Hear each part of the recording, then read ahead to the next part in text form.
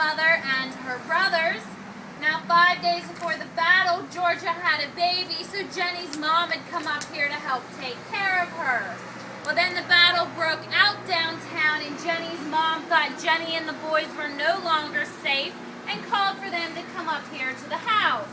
Well, then the Union lost, so the Union made their way up the hill. They would have been camped out right around the house here. During the day, Jenny would go out and give the Union soldiers bread and water. That's why you'll see Jenny holding those two items in the statue out front. Now, because of the Union being outside, the Confederates were shooting up here at the house. So that's why you'll notice all the bullet holes here on the outside.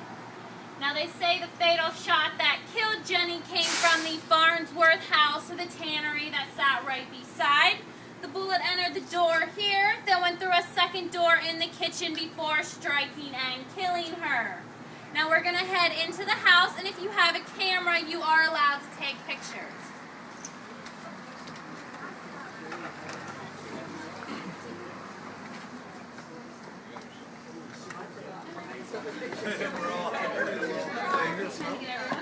It does smell funny in here. It's called an old house. And we're just going to keep going into the next room.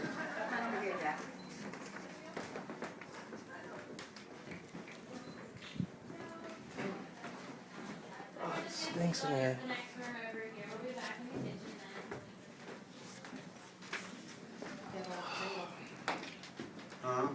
You guys can keep moving over. We got more to get in. That's the Steve's ceiling turned out like. Are you getting pictures, Judy? You can keep going into the next room. Here, let me get over here by the, excuse me, by the mirror.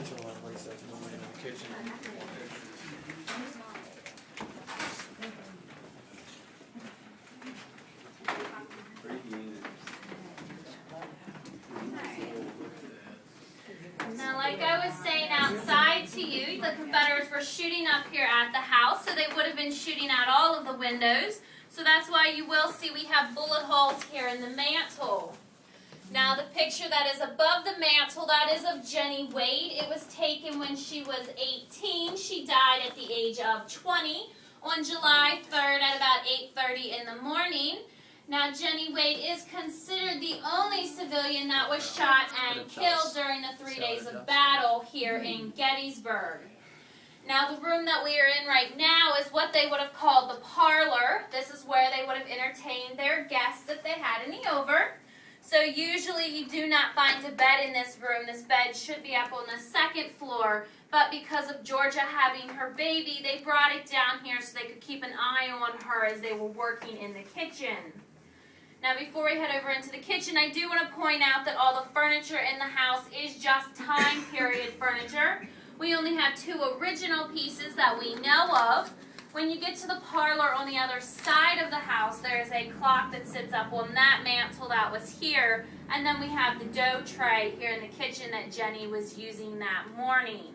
Now, is there any questions before I head over into the kitchen? No? All right. Well.